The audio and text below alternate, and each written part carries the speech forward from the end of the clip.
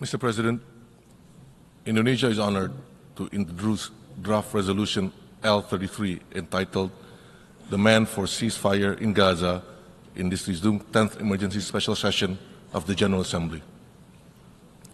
This resolution, presented amidst an unprecedented and devastating crisis on the Palestinian people in the occupied Palestinian territories, including East Jerusalem, and particularly in the Gaza Strip.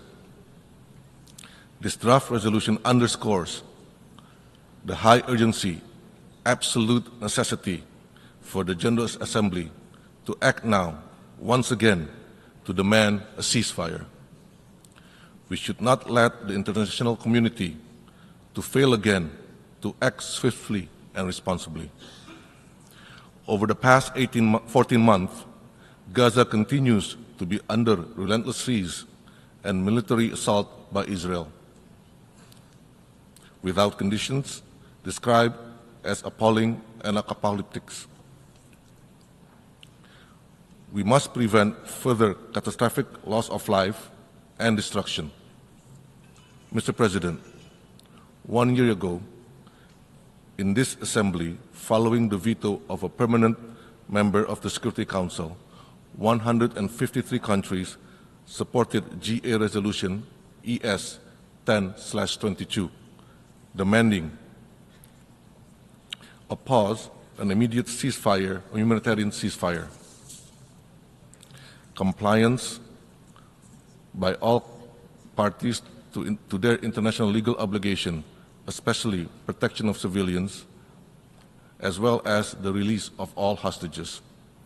Unfortunately, that resolution was not followed through. We must thus ask ourselves, how many lives could have been saved? How much suffering avoided?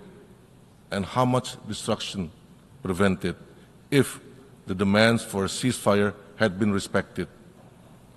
If Israel respected international law, its charter obligation, and listened to the clear voice of conscience of the international community, instead of persisting with its crime, if accountability had been enforced and veto not used to shield these actions. It is time to change the trajectory, to save 2 million children, women, and men in Gaza, alleviate their suffering, and provide them with immediate assistance, relief, and hope. Accountability and justice must be pursued, and a path towards peace must be chartered. This must begin with a ceasefire to stop violence and protect innocent civilians from further harm, including by immediate actions in accordance with ICJ provisional measures.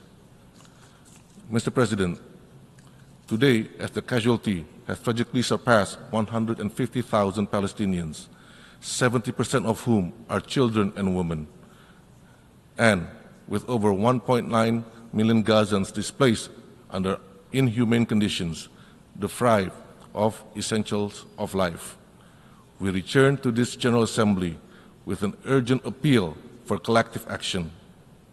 We cannot remain silent in the face of this abhorrent situation. We must uphold our legal, political, humanitarian, and moral obligation. I repeat, our moral obligations. In the face of yet another veto and the Security Council's inability to implement its own resolutions, including resolutions 2735, the General Assembly must act to fulfill its charter duties. Let us urgently and collectively act to establish an immediate and unconditional ceasefire, to silence the gun, to stop the bloodshed, and protect the Palestinian civilian population under Israel's illegal occupation from further harm and to alleviate their dramatic suffering. Mr. President, there is no other way to end this carnage, to save human life. We need an immediate, unconditional, and permanent ceasefire. We need accountability for all grave breaches of international law, including humanitarian and human rights law perpetrated by Israel, for all the war crimes, crimes against humanity, and acts of genocides committed. We must end the suffering. We must begin the path to recovery and swiftly pursue political solution to achieve long overdue justice and freedom for the Palestinian people. Indonesia thanks the 47 co-sponsors of this resolution. On behalf of the co-sponsors and in the name of justice and humanity, Indonesia urges all member states to support draft resolution L33.